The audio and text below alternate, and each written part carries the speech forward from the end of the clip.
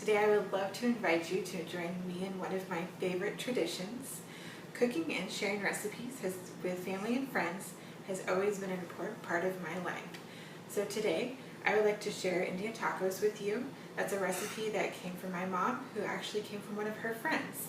And today I'm going to pass it on to you.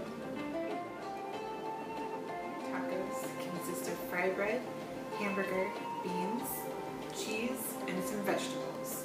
And while the fry bread part of it is the star of the show, you want to start off with your vegetables and your meat and your beans.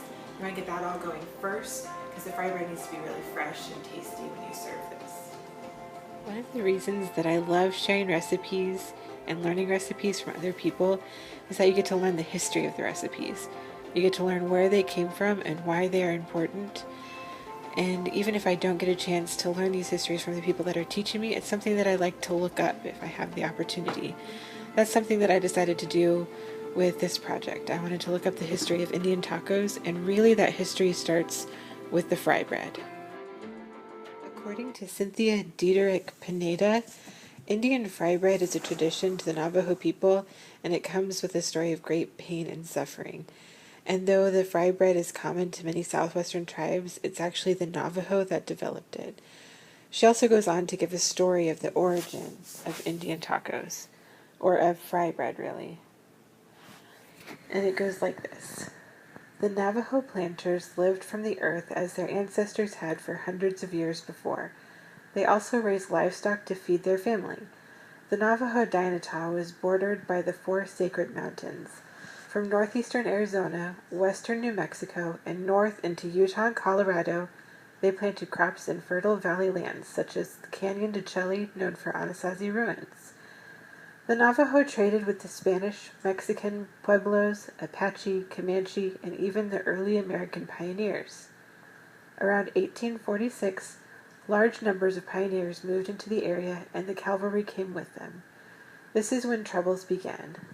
The troubles escalated when the murder of Narbona, a well-respected Navajo leader, on August 31st, 1849.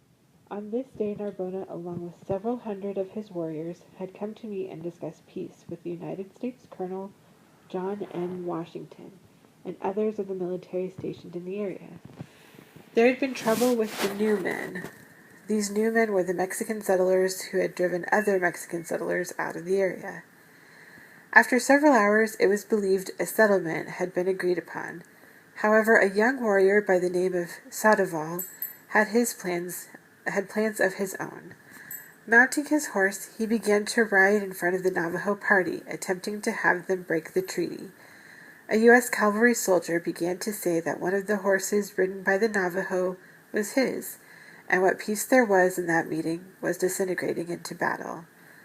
Colonel Washington commanded the Navajo to stand down and return the horse to the soldier, or he would fire into them. The rider and horse were now gone, and the Navajo party did not comply. A cannon was fired, and Narbona was mortally wounded. It was told that he was scalped by the U.S. soldier as he lay dying. This disastrous attempt at peace led to the long walks. In September of 1863, Kit Carson was dispatched into Navajo land to retrieve a surrender. When no Navajo came to meet with him, he ordered the burning of the land. Attempts were made to starve out the Navajos, and many were captured and taken to Bosque Redondo near Fort Sumner. Hundreds starved on the mile walk, and more would die later in the crowded and disparaging conditions. Navajo were placed with the Mescalero Apache, where peace at home was not often the case. The camps were meant for 4,000 to 5,000 people, yet there were over 9,000, and supplies were meager. The government supplies of lard, flour, sugar, baking powder or yeast, and powdered milk were often rancid. Fry bread came from these few foods provided during the 4 years of captivity. Since that time, it has become common food at most all powwows and of numerous tribes. So the fry bread was really brought up from a very hard time, but it's continued to be a tradition, and that has been formed into even more traditions by turning it into Indian tacos. And the recipe that I'm sharing with you today doesn't use all of those ingredients. There are more than one ways to make fry bread.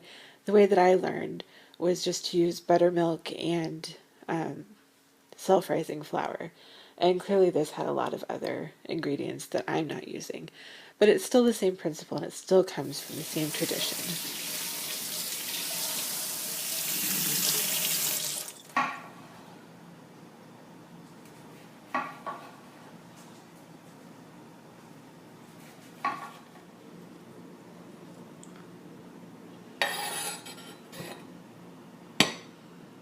Finished chopping all my vegetables and set those aside. All I need to do is brown my hamburger and heat up the beans. Now what I use is chili beans. I think this is probably traditionally what you would use, but of course this is one of those meals that you can mix and match and make it whatever you want. And I would cook it in the sauce, so there's no need to drain it, just open it up and put it in the pot.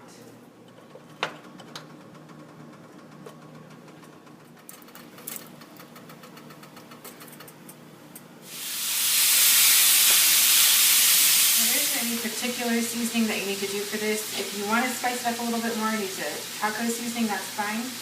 Generally, I just use salt and pepper.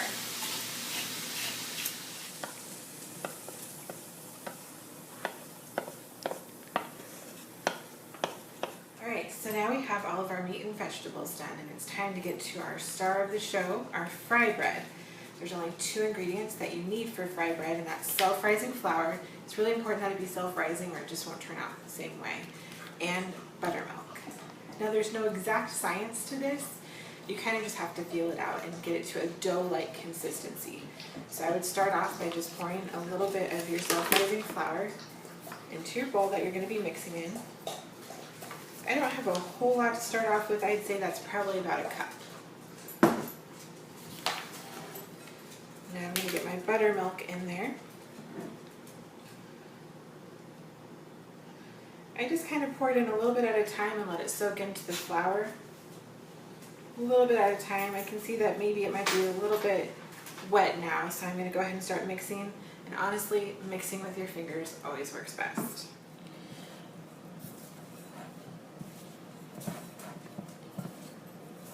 Once you start to incorporate the buttermilk, and if you see that you need more, like this isn't dough yet, just keep adding more as you need it. Okay, now I have my buttermilk and my flour formed into a pretty nice dough. It was still a little sticky on the end, so I just put some flour out and just kind of rolled it in a little bit, did a little bit of kneading. Don't go too far with it, you don't want it to get tough. But just do a little bit of kneading to make sure you've worked in all of that stickiness. And now we're going to roll it out just a little bit. I like to start out with it kind of in a round shape already, just to give it some a uniform shape. I'll put a little bit of flour on my rolling pin, and then just roll it out, just like pie crust.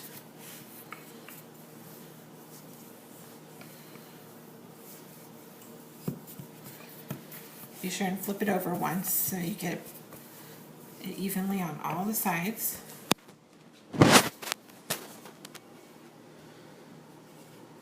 And then you can see it's still kind of thick. I'd say about a 1/4 inch thick.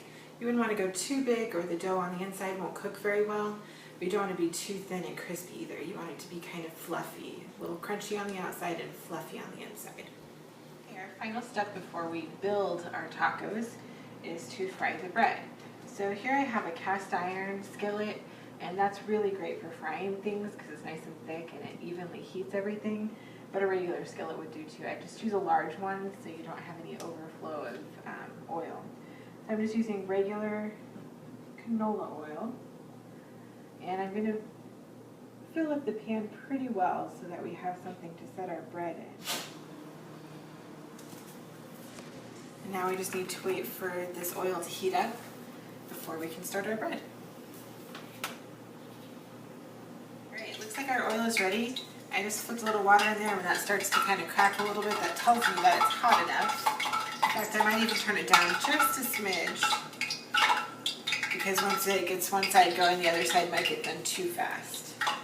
So, we will take our bread that we rolled out and just gently lay it right in the oil. Be careful that it won't pop up on you.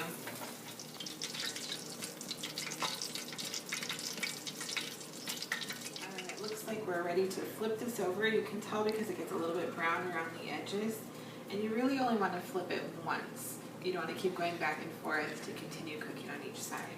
So once you see that you're brown around both edges, you just take it, flip it over, and cook through the other side. Make sure you go long enough that the whole piece of bread gets cooked all the way through. You don't want it doughy in the middle. Okay, now we are at the best part. We are building our taco. Now these are very customizable. You can make them any way you want. You can add any toppings you want.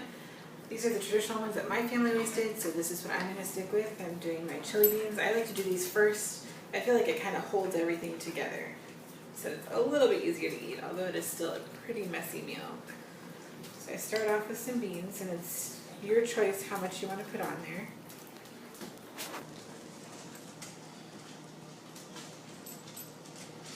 I think that's pretty good. Now I'll do my hamburger. I like a lot of hamburger on my taco, so I'm going to put a lot on there.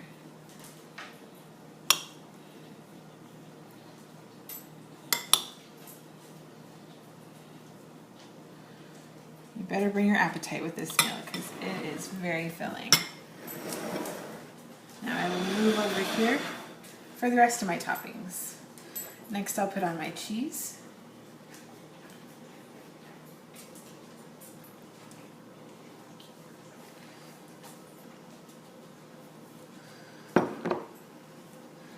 A few tomatoes. I'm not a big fan of tomatoes, but they're pretty good for you, so gotta have a little healthiness with this.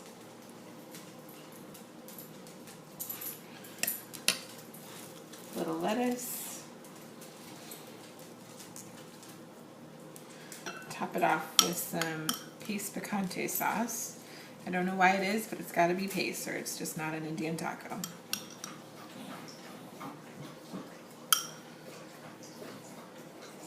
Dig in.